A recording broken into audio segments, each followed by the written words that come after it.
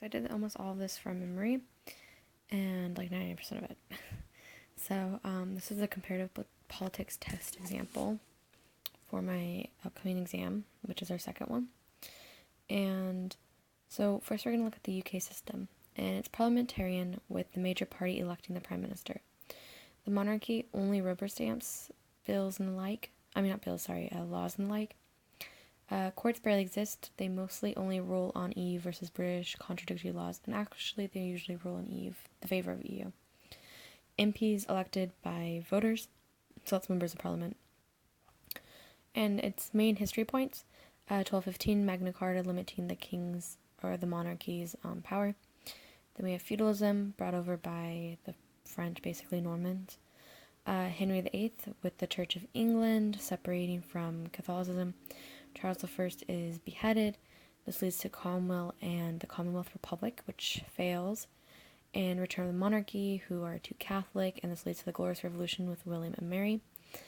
And then this kind of sets modern, basically sets us where we are now, with the expansion of suffrage from the 19th century, ending in 1928.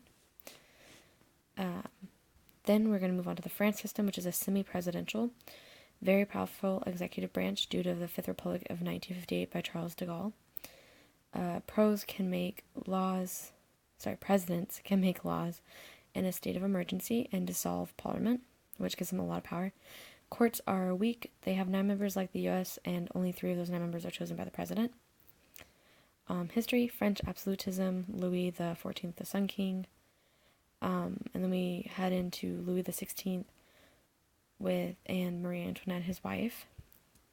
And there's economic issues, and they're starting to heal. There's jealousies from those people being wealthier, whatever. And then Parliament, Louis XVI opens up Parliament for the first time, and there are issues, and they get angry that he takes too long to make some decisions. So they break away and form the National Assembly, and this leads to revolution and the Reign of Terror. So 14th July 1789, they storm Bastille. It becomes Bastille Day, which is celebrated every year, and it's revolution, and this leads to that people get beheaded and all that, and Reign of Terror. And this slowly leads to Napoleon and his empire, and then after he's exiled, it's Louis Napoleon, his nephew, which leads to some peace, but he fails against the war against Prussia, I believe, and they ask the nobility to come back, and they eventually end up with the first democratic regime. And then World War II, Germany takes over, and they have the faux Vichy government. Failed Fourth Republic, with later they call over de Gaulle, and they're like, please help us, and he says, only if we do X, Y, and Z, which is a really strong executive branch, and he forms the Fifth Republic, which is the current one, from 1958 to today. Alright, and then the next is, why are the big 3 reasons of the Northwestern European transition to modernity? And these are monotheistic religion, feudalism, and decentralized political control. And then the 4 signs of liberalism: tolerance, impersonalism, individualism, and social autonomy. And then we went into Germany, and a history of that is post-Charlemagne equals city-states ran by princes, and there's like 300 of them, and it's very messy. And then we get into religious disputes, the biggest being Protestant versus Catholic. This leads to 2 wars, the second being the worst until World War I in the world history. This was called the 30 Years' War. And then Napoleon comes in and forms 30 states. And then later, we go in and we got the Prussian Junker, which is like a wealthy person essentially. And that is Otto von Bismarck. In his second Reich, the first being, in his opinion, Charlemagne. And this lasts from 1871 to 1918, which is World War I. The end of it, and they're blamed, fined. This leads to the Weimar Republic, which ends up being a very failed democracy, and leads to huge, massive, insane inflation. And this leads the German people to really hate democracy and say, this leads us to badness. So it leads to political extremism, with 33%, I believe, about 33% being pro-fascist, which elects Hitler and leads to the Third Reich, which is obviously horrible and evil.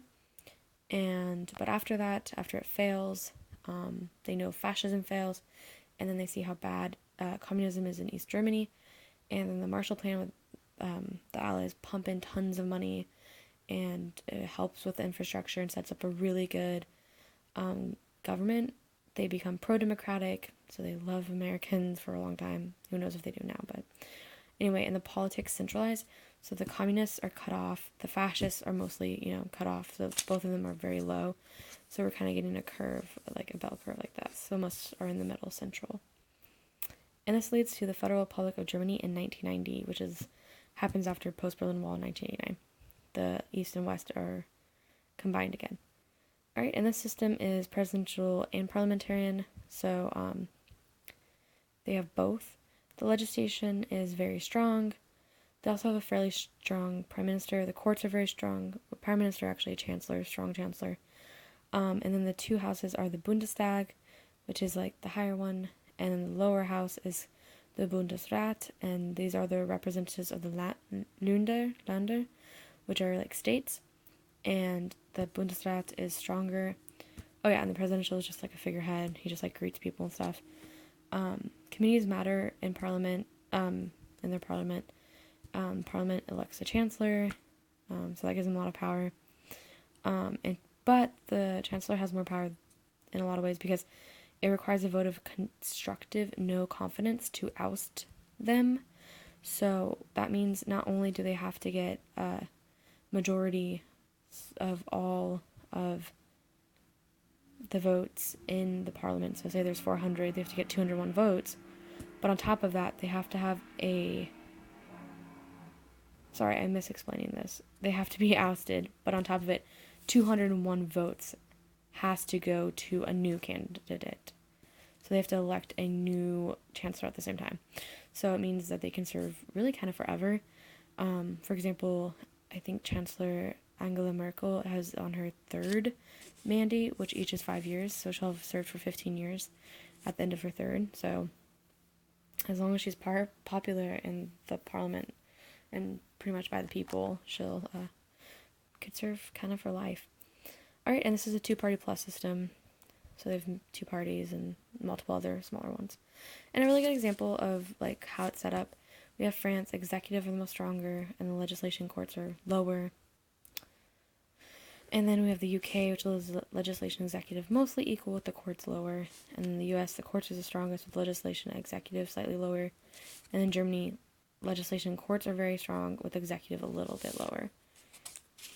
So that's kind of like a good way to memorize like how strong different parts of them are. And then lastly, a really easy definition for decentralized political control is essentially you have options. If you don't like the current government, you can leave and go to a new one.